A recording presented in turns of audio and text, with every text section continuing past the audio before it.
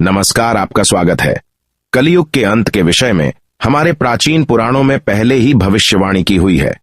कलयुग का प्रभाव कैसा होगा, कलयुग में मनुष्य का व्यवहार कैसा होगा, कलयुग की स्त्रियां कैसी होगी, कलयुग में मनुष्य का आकार और आयु कितनी होगी, कलयुग में पाप और पुण्य की परिभाषा क्या होगी, कलयुग में मुक्ति पाने के कौन से मार्ग होंगे तथा कलयुग का अंत कैसे होगा आदि के विषय में हमारे प्राचीन पुराणों में कलयुग की भविष्यवाणी की गई है। भगवान श्री कृष्ण ने कलयुग की भयावहता का वर्णन गरुड़ जी के सामने किया है, जिसके बारे में प्राचीन गरुड़ पुराण में बताया गया है। तो चलिए जान लेते हैं कलयुग के बारे में की गई प्राचीन भविष्यवाणियां। कृष्ण ने कहा था ऐसा होगा कलयुग।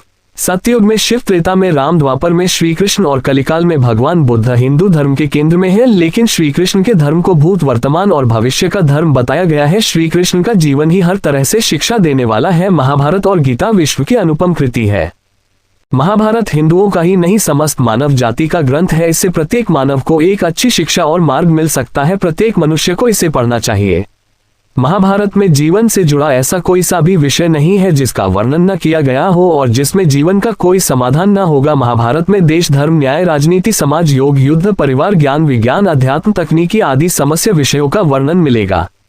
वर्तमान युग में महाभारत के एक प्रसंग से आज का मानव कुछ सीख ले सकता है। ये प्रसंग उस वक्त का है जबकि पांचों पांडवों को वनवास हो गया था। वनवास जाने से पूर्व पांडवों ने भगवान श्री कृष्ण से कहा है, श्री कृष्ण अभी ये द्वापर का अंतकाल चल रहा है, आप हमें बताइए कि आने वाले कलियुग में कलिकाल की चाल या गति क्या होगी, कैसी होगी। श्री कृष्ण कहते हैं, तुम पांचों भाई वन में जाओ और जो कुछ भी दिखे वह आकर मुझे बताओ, मैं तुम्हें उसका प्रभाव बताऊंगा।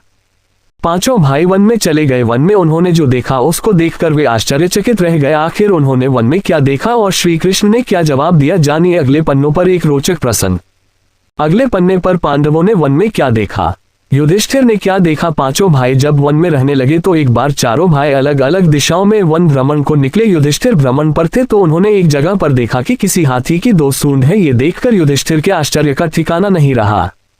अर्जुन ने क्या देखा, अर्जुन दूसरी दिशा में भ्रमण पर थे। कुछ दूर जंगल में जाने पर उन्होंने जो देखा उसे देखकर वे आश्चर्य में पड़ गए। उन्होंने देखा कि कोई पक्षी है, उसके पंखों पर वेद की ऋचाएं लिखी हुई हैं, पर वह पक्षी मुर्दे का मांस खा रहा है।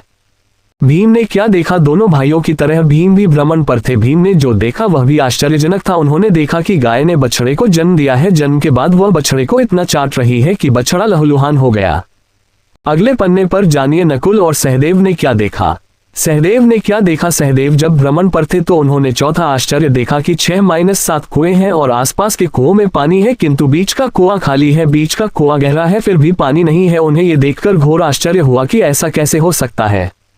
नकुल ने क्या देखा, नकुल भी भ्रमण पर थे और उन्होंने भी एक आश्चर्यजनक घटना देखी।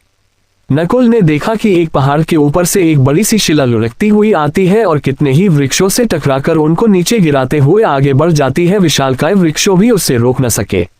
इसके अलावा वह शिला कितनी ही अन्य शिलाओं के साथ टकराई पर फिर भी वह रुकी नहीं। अंत में एक अत्यंत छोटे पौधे का स्पर्श होते ही वह स्थिर हो गई।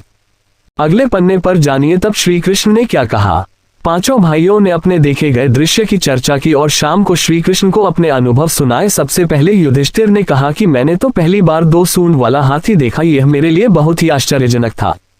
तब श्री कृष्ण कहते हैं, हे धर्मराज, अब तुम कलिकाल की सुनो। कलियुग में ऐसे लोगों का राज्य होगा जो दोनों ओर से शोषण करेंगे, बोलेंगे कुछ और करेंगे कुछ, मन में कुछ और कर्म में कुछ, ऐसे ही लोगों का राज्य होगा। इससे तुम पहले राज्य कर लो। अगले पन्ने पर अर्जुन ने जो देखा उसका जवाब।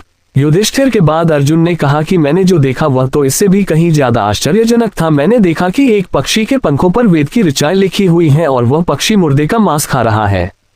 तब श्री कृष्ण कहते हैं, इसी प्रकार कलियुग में ऐसे लोग रहेंगे जो बड़े ज्ञानी और ध्यानी कहलाएंगे। वे ज्ञान की चर्चा तो करेंगे लेकिन उनके आचरण राक्षसी होंगे। बड़े पंडित और विद्वान कहलाएंगे किंतु वे यही देखते रहेंगे कि कौन सा मनुष्य मरे और हमारे नाम से संपत्ति कर जाए।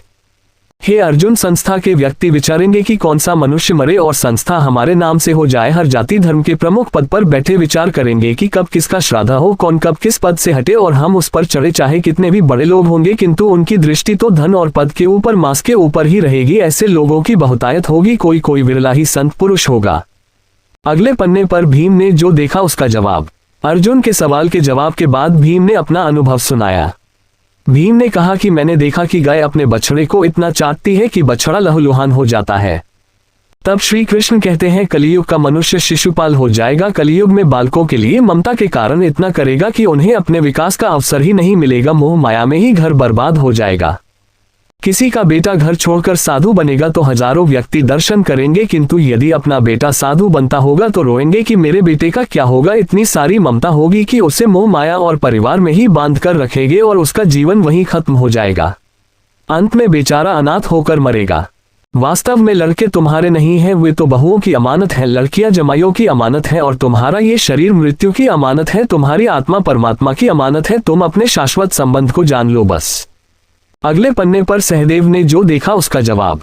भीम के बाद सहदेव ने पूछा, हे श्री कृष्ण, मैंने जो देखा उसका क्या मतलब है? मैंने ये देखा कि 5-7 भरे कुओं के बीच का कुआं एकदम खाली है, जबकि ऐसा कैसे संभव हो सकता है?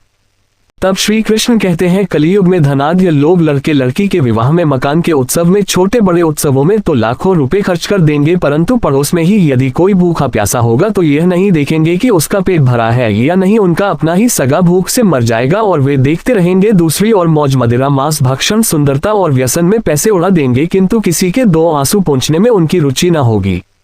कहने का तात्पर्य ये कि कलियुग में अन्न के भंडार होंगे लेकिन लोग भूख से मरेंगे। सामने महलों बंगलों में ऐशोआराम चल रहे होंगे लेकिन पास की झोपड़ी में आदमी भूख से मर जाएगा। एक ही जगह पर असमानता अपने चरम पर होगी। अगले पन्ने पर अंत में नकुल ने जो देखा उसका जवाब। सहदेव के बाद नकुल ने श्री कृष्ण को बताया कि मैंने भी एक आश्चर्य देखा, वह ये कि एक बड़ी सी चट्टान पहाड़ पर से लुढ़की वृक्षों के तने और चट्टाने उसे रोक न पाए, किंतु एक छोटे से पौधे से टकराते ही वह चट्टान रुक गई। विष्णु। तब श्री कृष्ण ने कहा कलियुग में मानव का मन नीचे गिरेगा, उसका जीवन पतित होगा। ये पतित जीवन धन की शिलाओं से नहीं रुकेगा, न ही सत्ता के वृक्षों से रुकेगा, किंतु हरि नाम के एक छोटे से पौधे से, हरि कीर्तन के एक छोटे से पौधे से मनुष्य जीवन का पतन होना रुक जाएगा। श्रीमन नारायण नारायण हरि हरि। अगर कथा अच्छी लगती है तो चैनल को सब्सक्राइब करें, वीडियो को लाइक करें। जय श्री राधे कृष्णा। सभी मित्र मोहित यादव पुजारी।